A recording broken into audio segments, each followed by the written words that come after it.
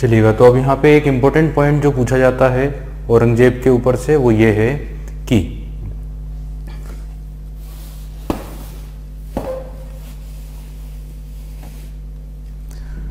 जो क्वेश्चन है वो ये पूछा जाएगा, which of the Mughal imperial who did 2 time coronation. Clear, क्या क्वेश्चन होगा, ध्यान से सुन लेना। ऐसा कौन सा मुगल बादशाह था जिसने 2 बार अपना राज्याभिषेक कराया था। समझिए question, which of the Mughal imperial who did 2 time his coronation, जिसने 2 बार अपना राज्याभिषेक किया हो या करवाया हो। तो that was the most important question related to Aurangzeb. Aurangzeb was the only Mughal ruler who did 2 time his coronation, जिसने अपना कोरोनेशन, अपना राज्याभिषेक कितनी बार कराया था, 2 बार कराया था। क्लियर, तो स्टार्ट करते हैं इस मुद्दे को, इस टॉपिक को।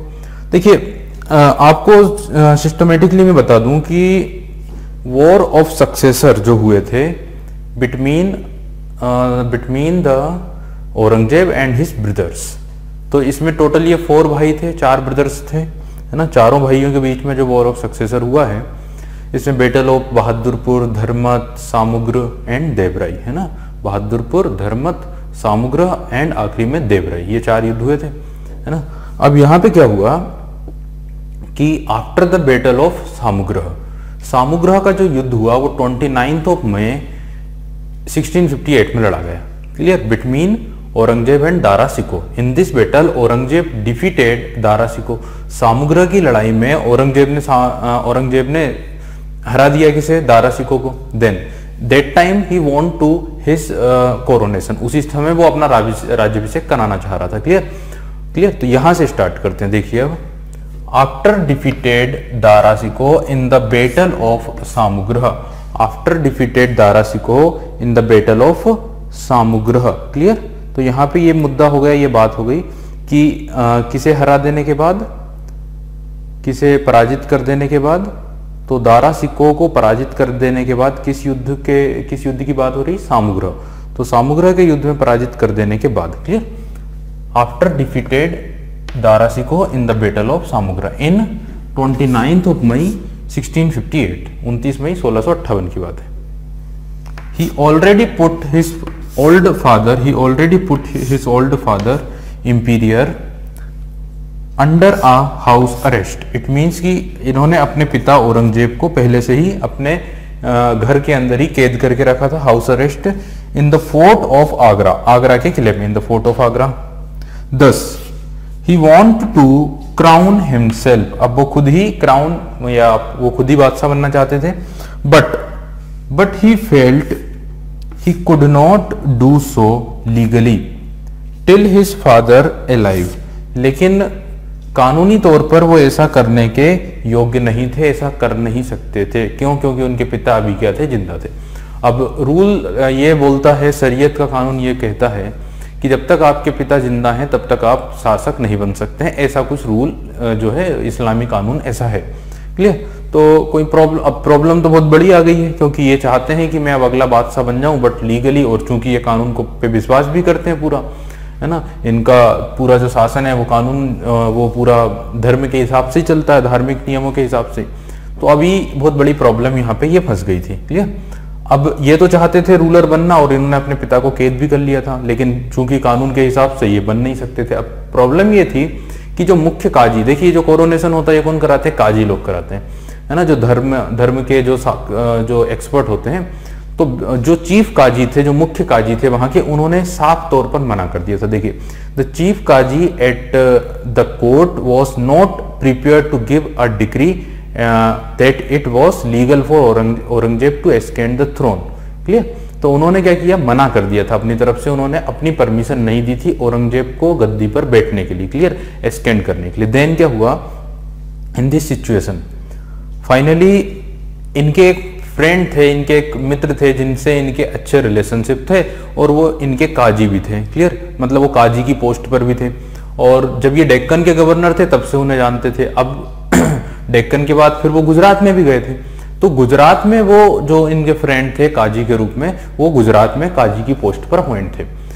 उनकी बात की जाए तो उनका नाम था अब्दुल वहाब। देन इन्होंने अब्दुल वहाब को बुलवाया, क्लियर, काजी के रूप में, और उनका और ये जो चीफ काजी थे इन दोनों के बीच में डिस्कशन कराया, वाद विवाद कराया कि आखिर ऐसा नहीं है, हम इन्हें भी अभी बादशाह के रूप में अपॉइंट किया जा सकता। देखिए finally Abdul Wahab who had been a qazi in Gujarat and had joined Aurangzeb in Deccan, clear, तो वो मिले हैं उन्हें कहां पे, डेक्कन में। अब दोनों के बीच में क्या हुआ, विवाद हुआ और इन्होंने क्या किया, चीफ काजी को चुप करा दिया, उनके साथ में बातचीत करके उन्हें आर्ग्यूमेंट जब हुए तो उन्हें पर्याप्त आंसर दिए। देखिए क्या हुआ, by arguing that since Shahjahan was very weak, Shahjahan काफी कमजोर हो चुके हैं, काफी वीक हो चुके हैं, समझ गए ना। तो ऐसे अगर राजा वीक हो जाते हैं, clear, Shahjahan was very weak and his faculties were affected and the tranquility and the welfare of the people had suffered a setback, clear. तो इन्होंने ये कहा कि अब चूंकि शाहजहां तो काफी कमजोर हो चुके हैं, बुजुर्ग हो चुके हैं, और इस कारण से इनके जो भी ऑफिसर्स हैं वो भी प्रभावित होंगे ऐसे ओल्ड रूलर के कारण, और दूसरी बात जो प्रजा है, जो जनता है वो भी परेशान है, क्योंकि ये जो हैं ये अब जनता को संभालने के योग्य नहीं है, क्लियर। इसीलिए हमें जो योग्य व्यक्ति है उसे शासन की सत्ता उसके हाथ में दे देना चाहिए, और ऐसा लिखा हुआ भी है रेगुलेशन में, या ऐसा लिखा हुआ भी शरीयत में, clear. The reading of the khutba in the name of the son who is capable for ruling over the sultanate is permissible according to sharia। तो उन्होंने ये कहा कि अब जो खुतबा है वो उनके पुत्र के नाम पर पढ़ लेना चाहिए, जो कैपेबल है, जो योग्य है, और ऐसी बातें शरीयत के अनुसार ही होगी। देन औरंगजेब को फिर उस समय क्राउन प्रिंस बना दिया गया, उनका कोरोनेशन कर दिया गया इन मई 1658। तो मई 1658 में फर्स्ट टाइम कोरोनेशन हुआ था। देखिए ये जो है ना चीजें आपको बुक में एज इट इज लिखी हुई नहीं मिलेगी, आपको ये तो मिल जाएगा कि सेकेंड टाइम कोरोनेशन कब हुआ, लेकिन फर्स्ट टाइम कोरोनेशन की जो स्टोरी है ना उसे समझना थोड़ा सा जरूरी है, क्योंकि आपने कहा कि 2 टाइम हुआ, तो भैया पहला कब हुआ तो वो तो बताओ।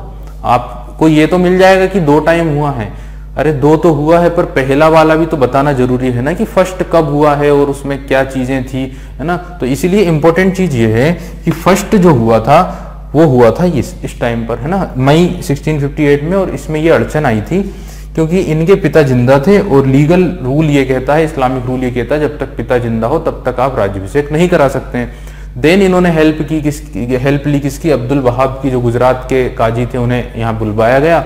एंड फिर दोनों ही काजियों का आर्गुमेंट हुआ, और उन्होंने ये कहा क्योंकि राजा अभी बुजुर्ग हो चुके हैं और वो जनता को संभालने के योग्य नहीं है, तब खुतबा पढ़ा जाना चाहिए उनके पुत्र के नाम पर, है ना, जो योग्य हो, जो सभी में योग्य हो, उस पुत्र के नाम का खुतबा पढ़ा जाना चाहिए। देन जब ये आर्गुमेंट हुआ तब ये बात बन गई, एंड देन इनका कोरोनेशन हुआ, क्लियर। ये फर्स्ट। अब एक लास्ट बैटल हुआ क्योंकि दारा शिकोह भी जिंदा था। Then in April 1569, बता चुका हूं मैं आप लोगों को, अप्रैल 1659 ना, बोल सही रहा हूं, लिख के लेता हूं 1659, अप्रैल 1659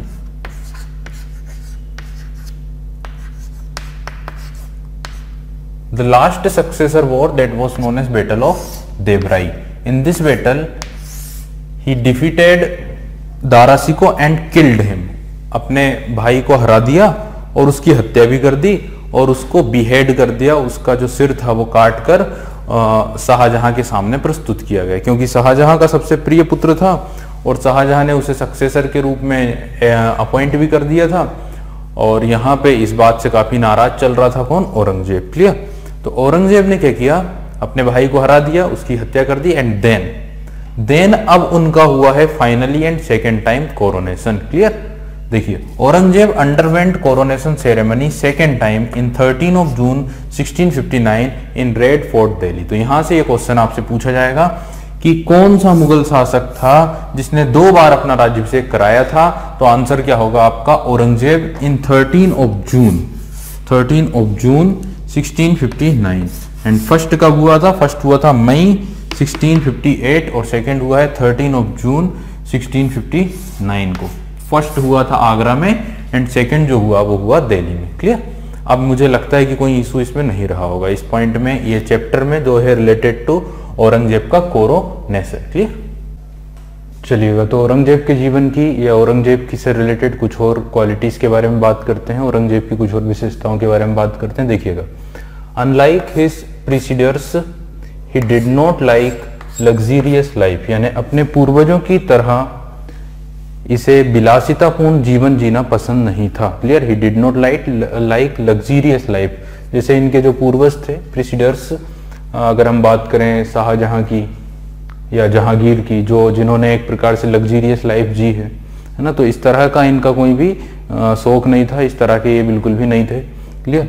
देखिए आगे, his personal life was marked by simplicity, इनका जीवन एकदम सादा जीवन था, जैसे मैंने बताया भी आप लोगों को, समझ गए। तो इनका जो जीवन था एक सादा सिंपल जीवन था, सादा जीवन, उच्च विचार वाले व्यक्ति थे। क्लियर। लग्जीरियस लाइफ में विश्वास नहीं करते थे। He had reputed of being orthodox god fearing Muslim, अगर इनकी बात की जाए तो ये एक रूढ़िवादी मुस्लिम थे। ऑर्थोडॉक्स इट मींस कट्टरवादी या रूढ़िवादी, एंड अल्लाह से डरने वाले। क्लियर। गॉड फियरिंग मींस अल्लाह से या ईश्वर से डरने वाले रूढ़िवादी मुस्लिम के रूप में इन्हें जाना जाता है। Next point, in course of time he began to be regarded as Zinda Pir और लिविंग सेंट, यानी इन्हें कहा जाता था, ये इनकी टाइटल है, इसे आप लोग जो है इसे आप लोग हाईलाइट कर लेना, और ये क्वेश्चन कई बार एग्जाम में पूछा जाता है। इन्हें क्या कहा जाता था? जिंदा पीर और लिविंग सेंट। इन्हें कहा गया है जिंदा पीर और लिविंग सेंट। इट मींस जिंदा पीर मतलब इनका जो जीवन था ना एकदम संत की तरह था, साधु संतों की तरह। ये कहा है एक व्यक्ति ने जिसका नाम है खफी खां। तो खफी खां नामक व्यक्ति ने, खफी खां नामक पर्सन ने इन्हें उपाधि दी है, इन्हें कहा है जिंदा पीर या लिविंग संत, यानी संत, साधु संत जो होते हैं ना उस तरह का इनका जीवन था। क्योंकि उनके जीवन को जब उसने देखा तो उन्होंने कहा ये तो एक साधु संत की तरह जीवन जीते हैं। क्लियर। देखिए, जैसे अगर हम इनके पूर्वजों की बात करें तो उनकी तरह ये बिल्कुल भी नहीं थे। जैसे कि unlike his predecessors including father Shahjahan, है ना, Aurangzeb considered the royal treasury to be held in trust of citizens of his empire. He did not enjoy a luxurious life, and his personal expenses and constructions of small mosque were covered by his own expenses. तो यहाँ पे मैं क्या बता रहा हूँ एक बार और सुनिएगा, डबल से मैं क्या बोलना चाह रहा हूँ कि जैसे इनके जो, ऐसा क्यों कहा गया है, जिंदा पीर क्यों कहा गया है, लिविंग संत क्यों कहा गया, जैसे इनके पूर्वज थे जो लग्जरियस लाइफ जीते थे, और जो खजाना था साम्राज्य का या एम्पायर का, जो पूरा ट्रेजरी थी, जो पूरा का पूरा पैसा था, उसे वो लोग स्पेंड किया करते थे अपने पर्सनल खर्चों पर। और जो बिल्डिंग्स वगैरह बनाई गई जैसे ताजमहल या फिर जो मकबरे, जो किले वगैरह बनाए गए, वो जनता का पैसा है, और उस पैसे को इन्वेस्ट किया इन्होंने कंस्ट्रक्शंस में या अपने ऊपर, अपने लग्जरियस जीवन पर। क्लियर। तो इन चीजों के अगेंस्ट थे, इन चीजों के एकदम डिफरेंट है कौन? औरंगजेब। अगर हम बात करें हिज पर्सनल एक्सपेंसेस, इनका खुद का खर्चा कैसे चलता था, खुद ही चलाते, बता चुका हूं। His personal expenses and construction of small mosque were covered by his own earning. तो इन्होंने जो छोटे मोटे मस्जिद बनवाए हैं और इनके घर का जो खर्चा था वो इनकी खुद की ही अर्निंग से चला करता था, है ना, जो इनकी इनकम है उसी से होता था। विच इंक्लूड, अब कैसे इनकम होती थी, तो which include the sewing of caps and trade of his written copies of the Quran. तो इनकी अर्निंग का जो सोर्स था वो ये था कि टोपी सिलने का काम और कुरान की आयतें लिखकर कुरान को ही ट्रेड यानी बेचने का काम इनका था, और उसी से जो इनकम इनको हो जाती थी उसी इनकम से इनका घर चलता था, और उसी से इन्होंने कुछ छोटे मोटे मस्जिद भी बनवाए हैं। जैसा आप लोग जानते हैं लाल किले में मोती मस्जिद बनवाया गया है, व्हाइट मार्बल का मोती मस्जिद, किसके द्वारा? औरंगजेब के द्वारा। औरंगजेब आप समझ सकते हैं कि कैसा व्यक्ति होगा, उसके पास अथाह संपत्ति है, बट वो ये मानता है कि वो संपत्ति उसकी नहीं है, वो संपत्ति किसकी है? वो संपत्ति तो इस पब्लिक की है, जनता की है। आज के टाइम पे जब हम देखते हैं गवर्नमेंट को, तो आज के टाइम की गवर्नमेंट या आज के टाइम के ऑफिसर्स या गवर्नमेंट ऑफिसर्स या ये सारे जो ब्यूरोक्रेट्स हैं, या सिंपली आप एक पंचायत या एक नगर पालिका, नगर निगम की ही बात ले लें, तो ये लोग छोटे मोटे पोस्ट के लोग भी ये नहीं समझ पाते हैं, समझ गए। छोटे मोटे अधिकारी भी अगर बड़े छोटा भी कोई व्यक्ति अधिकारी बन जाता है तो वो अपने आप को गवर्नमेंट समझ लेता है, जबकि ऐसा नहीं करना चाहिए। उसे ये मानना चाहिए कि he was only a servant, और उसे सिर्फ क्या करना है, अपना काम करना है। Clear, as it is. ये एक बहुत बड़ी सीख हमें मिलती है औरंगजेब से कि वो सिर्फ खजाने को या पूरा जो पैसा है वो जनता पर ही खर्च करता था, ना कि खुद भी नहीं करता था। खुद से अर्न करता है, अपने फैमिली को उसी से चलाता है, ना कि खुद उसको यूज कर रहा है, ना अपने बच्चों पर यूज कर रहा है। इट मीन्स ये काफी आदर्श सिद्धांत था जो उसने अपनाया था। Clear. And next point, he was not interested in philosophical debates. अच्छा, तो ये बात भी एक काफी इंटरेस्टिंग है कि कोई ज्यादा फिलोसॉफिकल जो डिबेट होते थे, है ना, दार्शनिक जो वाद विवाद, जैसे अकबर के टाइम पर अकबर ने धार्मिक रिलीजियस सब डिस्कशन कराया करता था, वो अपने इबादत खाने में 1575 में स्टार्ट किया था ना, 1582 में बंद करा दिया था।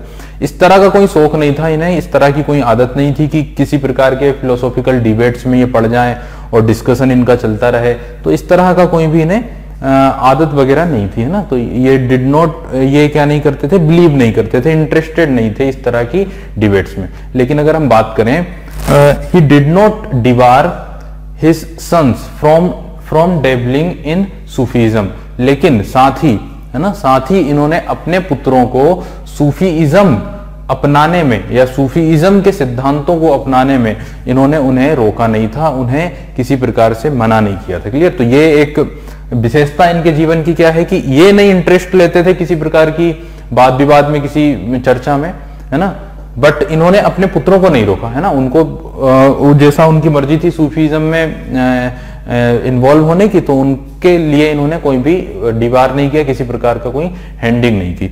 चलिएगा देखिएगा और कुछ इंपॉर्टेंट पॉइंट्स औरंगजेब से related. First point, he wants to change India from dar ul harb to dar ul Islam. This was the most important point and it was asked in many exams. तो देखिए क्या है क्वेश्चन, क्या है पॉइंट, ये बता रहा है कि औरंगजेब ये चाहता था कि हिंदुस्तान को दारुल हर्ब के स्थान से बदलकर दारुल इस्लाम का देश बना दिया जाए। अब इस बात का मीनिंग समझ लेते हैं। देखिए, अभी तक हिंदुस्तान को दारुल हर्ब के नाम से जाना जाता है। दारुल हर्ब का मतलब होता है कंट्री ऑफ काफिर, काफिरों का देश कहा जाता है दारुल हर्ब को।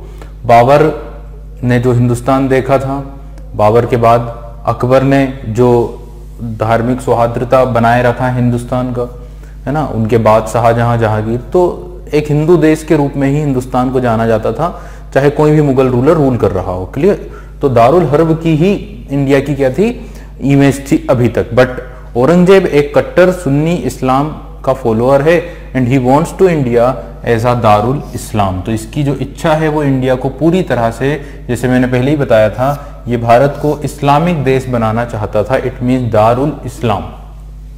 क्लियर। ऐसा इतिहासकार मानते हैं, हालांकि कई इतिहासकार ऐसा नहीं मानते हैं। क्लियर।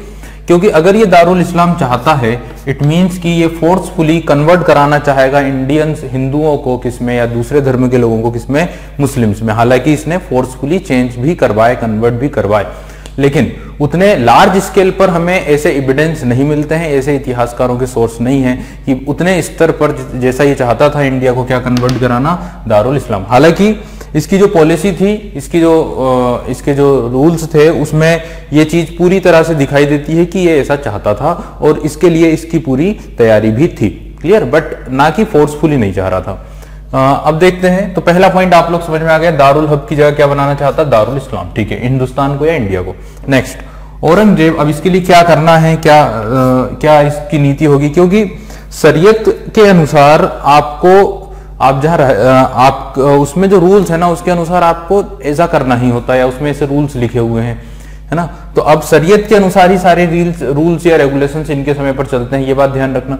किस मुगल शासक के अनुसार, शरीयत के अनुसार कानून चला है या शासन चला है, आंसर क्या होगा, औरंगजेब होगा। और कट्टरता के साथ, मजबूती के साथ। देखिए, Aurangzeb also banned the use of alcohol, gambling, music from his empire. इसने अपने पूरे साम्राज्य में से ही किन चीजों पर प्रतिबंध लगा दिया था, एल्कोहल पर, गैम्बलिंग यानी कि जो गैम्बलिंग का मीन्स होता है किसी प्रकार से जुआ खेलना या सट्टेबाजी करना, उस पर रोक लगा दी थी।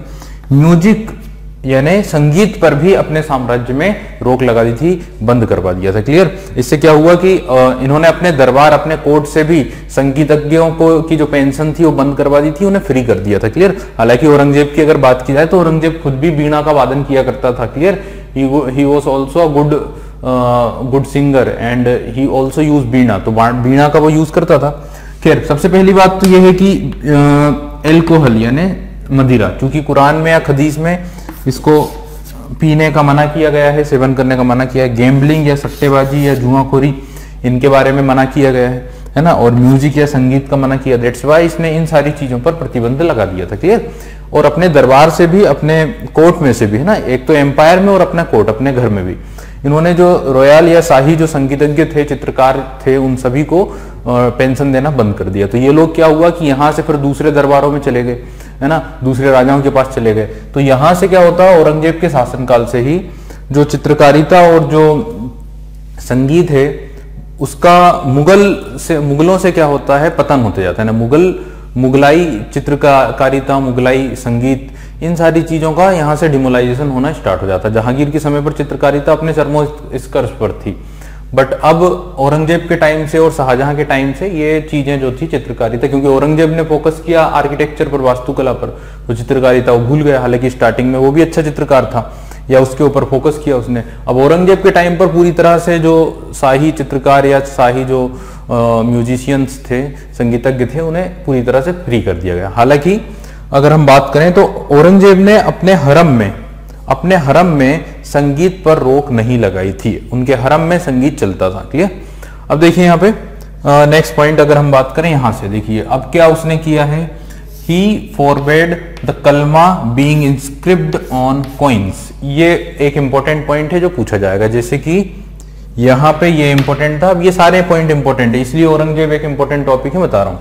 देखिए, ही फॉरबेड द कलमा बीइंग इंस्क्राइब्ड ऑन कॉइन्स, यानी सिक्कों पर जो कलमा गुदवाने की जो परंपरा चलती थी, कलमा जो लिखवाया जाता था सिक्कों पर या कॉइन्स पर, उस पॉलिसी को, उस मेथड को इन्होंने क्या करवा दिया है, बंद करवा दिया है। तो क्वेश्चन ये पूछा जाएगा कि किस मुगल बादशाह ने सिक्कों पर कलमा गुदवाने पर रोक लगवा दी थी। कलमा आप लोगों को बताया था, इस्लाम रिलीजन के 5 पिलर्स बताए थे।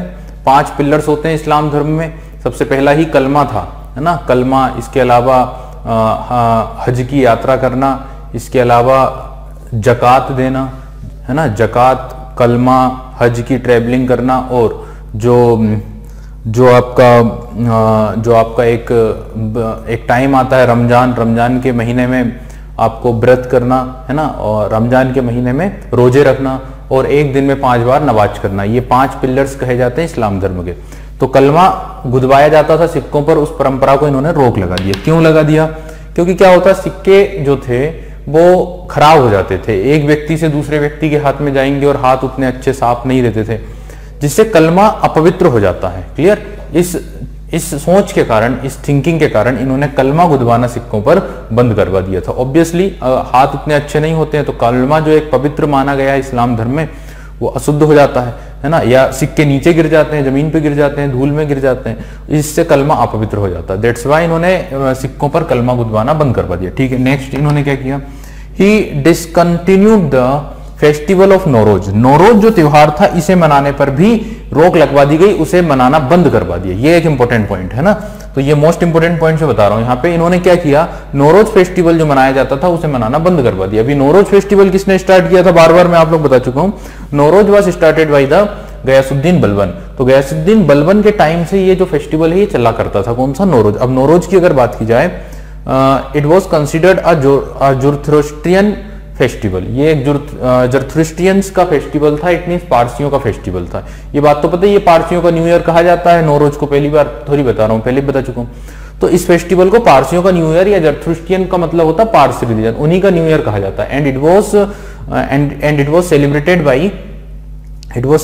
By the province, it was celebrated by the Iranians, है ना, जो ईरान की जो साफासिड डायनेस्टी थी, जिनके साथ इनके दुश्मनी थी, है ना, तो वो लोग भी इस फेस्टिवल को क्या किया करते थे, सेलिब्रेट किया करते थे। ईरान के साफासिद वंश के लोग किस त्योहार को मनाते थे, रूलर्स ऑफ ईरान या साफासिद रूलर्स ऑफ ईरान मनाते थे नौरोज को। दैट्स वाई इन्होंने इस फेस्टिवल को मनाना बंद करवा दिया, क्योंकि इस्लाम धर्म के अनुसार किसी दूसरे धर्म के त्योहारों को मनाने पर भी रोक है। क्लियर, ठीक है। तो ये पॉइंट हो गया। एक next point, muhtasibs were appointed in all the provinces.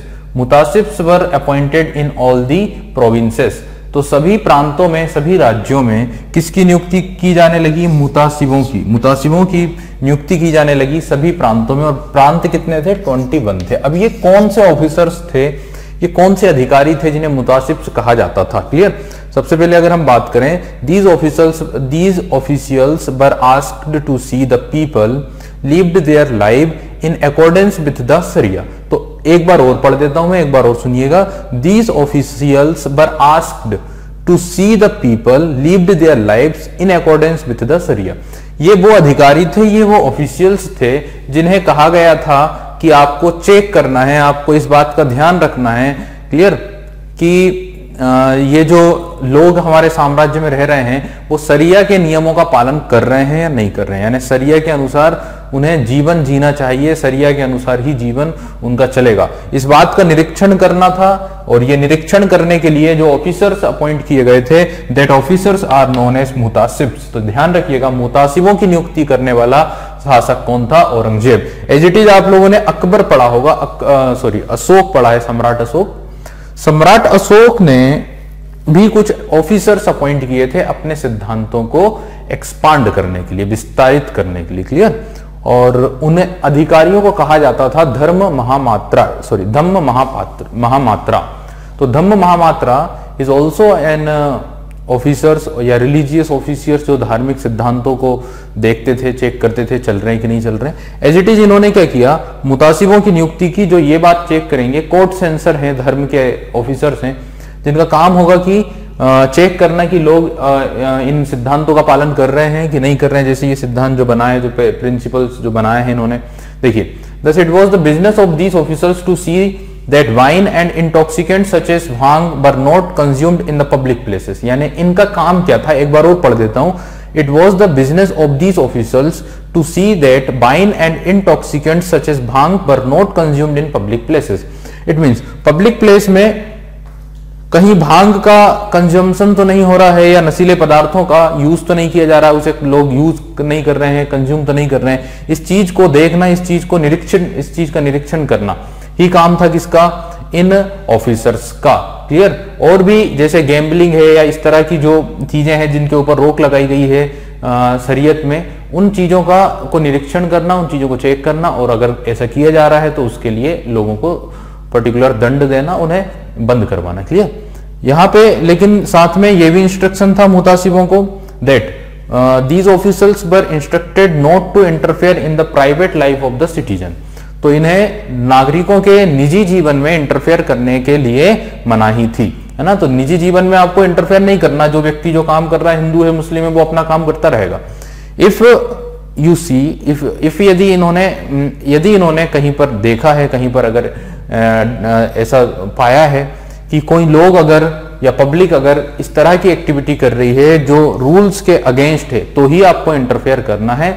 Otherwise लोगों के प्राइवेट जीवन में, निजी जीवन में आपको कोई इंटरफेयर करने के अधिकार नहीं थे। These are the clear cut order that was issued by Aurangzeb to muhtasibs. Clear होगी बात इतनी? तो यहां तक की बात हुई। अब आगे बढ़ते हैं, आगे डिस्कस करते हैं इनके समय की कुछ और बातों पर।